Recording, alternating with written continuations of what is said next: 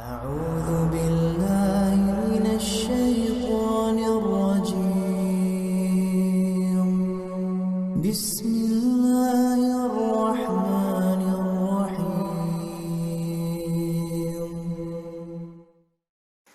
بسم الله الرحمن الرحيم.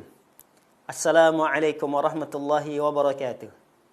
الحمد لله والصلاة والسلام على رسول الله وعلى آله وصحبه ومن والاه.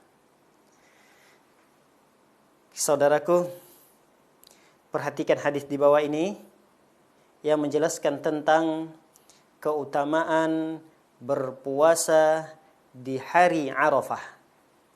Rasulullah sallallahu alaihi wasallam bersabda, "Siyamu yaumi Arafah ahtasibu 'ala Allah an yukaffira as-sanata allati qablahu was-sanata allati ba'dahu." Yang artinya, berpuasa di hari Arafah, aku berharap, kata Rasulullah sallallahu alaihi wasallam, aku berharap kepada Allah, puasa di hari Arafah itu dapat mengampuni dosa pada tahun yang lalu, pada tahun yang akan datang. Saudaraku yang dimuliakan oleh Allah Subhanahu wa taala. Hadis ini menjelaskan tentang betapa besarnya kasih sayang Allah Subhanahu wa taala. Betapa maha pemurahnya Allah Subhanahu wa taala kepada umat Nabi Muhammad sallallahu alaihi wasallam. Kepada kita sebagai umat Nabi sallallahu alaihi wasallam ini. Bayangkan, satu hari kita isi dengan beribadah puasa kepada Allah Subhanahu wa taala, namun keutamaannya dapat mengampuni dosa-dosa kita 2 tahun. 1 tahun sebelumnya dan 1 tahun sesudahnya. Anda bisa bayangkan 1 tahun itu berapa hari lamanya? Ya, sekitar 350 hari atau 360 hari. Kalau 2 tahun berapa? Ya, sekitar 700 hari. 700 hari lebih. Jadi kalau 2 tahun itu terhitung sebanyak 700 hari lebih, subhanallah, dosa-dosa yang selama ini kita kerjakan sebanyak 700 hari bisa terhapuskan dengan berpuasa 1 hari di hari Arafah di tanggal 9 Zulhijjah.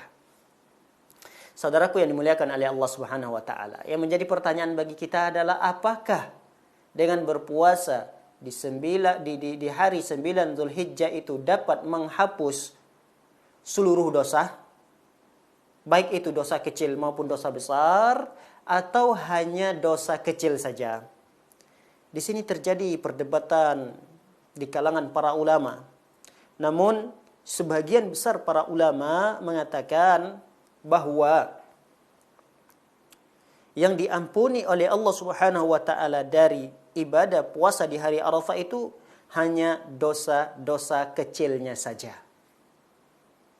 Karena mereka menggunakan kaidah yang umum bahwa setiap amalan soleh yang dilakukan oleh manusia maka dapat menghapus dosa, apapun ibadahnya, termasuk ibadah tersebut baca Al-Quran, sedekah, salat, berwudu. Ini adalah amalan-amalan yang dapat menghapus dosa-dosa kita, termasuk puasa di hari Arafah. Maka seluruh amalan soleh seperti ini akan dapat menghapus dosa-dosa kecil saja. Namun, saudaraku yang dimuliakan oleh Allah Subhanahu wa taala, kita tetap berharap kepada Allah Subhanahu wa taala. Dari amalan soleh yang kita lakukan ini, selain dapat menghapus dosa-dosa kecil kita, kita berharap kepada Allah Subhanahu wa taala agar Allah memperingan dosa-dosa besar kita.